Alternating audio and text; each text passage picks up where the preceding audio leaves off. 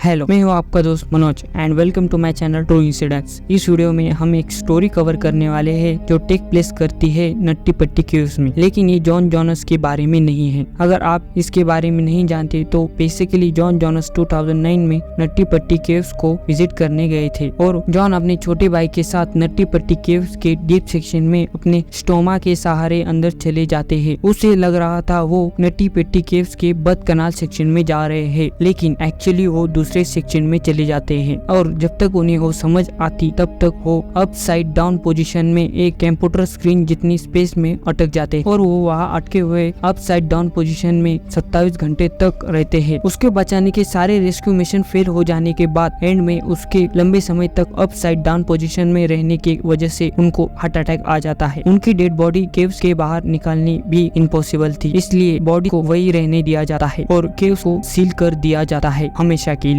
और उसके बाद केव में आज तक कोई नहीं गया। लेकिन इससे पहले 2000 से लेकर 2005 तक नट्टी पट्टी केव्स में ऑलरेडी 7 मिशन हो चुके थे। कोई इसमें 12 घंटे तक रेस्क्यू मिशन चल रहा था, तो कोई 10 घंटे तक, तो कोई 8 घंटे तक रेस्क्यू मिशन चल था। लेकिन ये जॉन था जिसके मरने के बाद केव्स को हमेशा के लिए सील कर दिया जाता है। जॉन जॉनस के मरने से 10 साल पहले 17 साल के बच्चे की वजह से ऑलमोस्ट नट्टी पट्टी केव सीली होने वाली थी और इसका एक्सीडेंट भी सिमिलर था जॉन से। क्रिस हिल को केविंग में बहुत इंटरेस्ट था और इस स्कूल से गर्मियों की छुट्टी भी मिली हुई थी। सो वो प्लान करते हैं नट्टी पट्टी केव्स को एक्सप्लोर करेंगे। सभी रात में केव्स के बाहर टेंट को सेटअप करते हैं और नेक्स्ट मॉर्निंग सुबह 9 बजे सभी केव में एंटर होते हैं। और शुरू में थोड़ी एक्सप्लोरिंग करने के बाद मोरो और हेल्स अपने ग्रुप से अलग हो जाते हैं और बद कनाल की विजिट करने के लिए आगे जाते हैं जो इसके 127 फीट नीचे था। टाइट पैसेज में रेंगते हुए मोरो आगे चल रहा था। उसे लग रहा था वो बद कनाल में पहुंच गया है और वो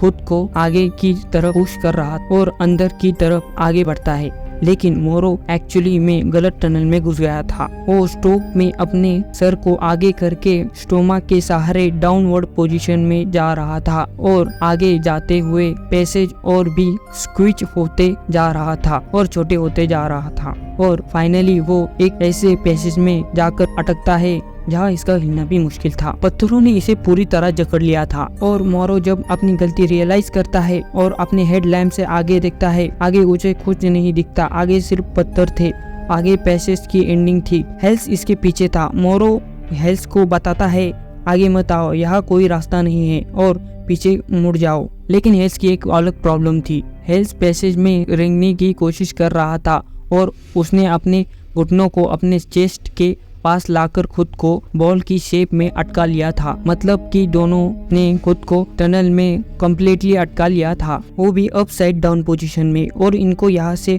आजाद कराने वाला भी कोई नहीं था। थैंकफुली इन चिल्लाने की वजह से इनके दोस्त इन्हें ढूंढ लेते हैं और 1 घंटे के अंदर 40 लोगों की रेस्क्यू टीम नट्टी पट्टी केव्स में पहुंच जाती है।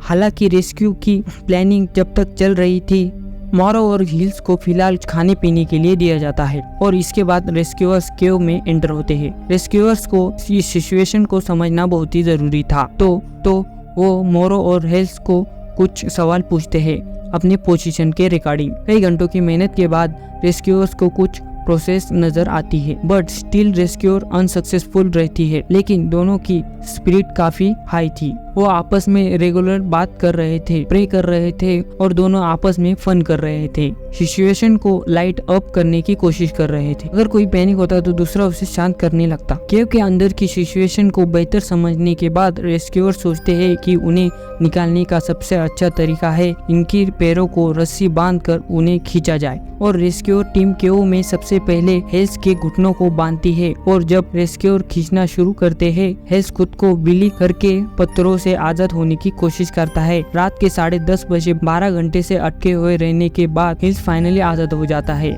और कुछ घंटे लगते हैं मोरो को केव से बाहर निकालने में और फिर दोनों को मेडिकल एडिशन दी जाती है। Happy ending, right? लेकिन सिचुएशन इससे कई ज्यादा बुरी हो सकती थी। मोरो और हेल्स ये भी कहते हैं वो क्लैस्ट्रोफोबिक नहीं है, जिससे वो केव्स के अंदर जरा भी पैनिक नहीं हुए थे। अगर आप ये सोच रहे हैं कि वो क्लैस्ट्रोफोबिक है या नहीं, तो एज अ रिजल्ट मोरो एक्चुअली नट्टी पट्टी केव्स के 2009 में सील होने से पहले 2 बार वापस जाते हैं, यहाँ तक कि वो वही जगह सेम स्पॉट पे जाते हैं जहाँ वह पहले अटके थे, लेकिन अनफॉर्चुनेटली सभी केव्स इंसिडेंट्स की हैप्पी एंडिंग नहीं होती।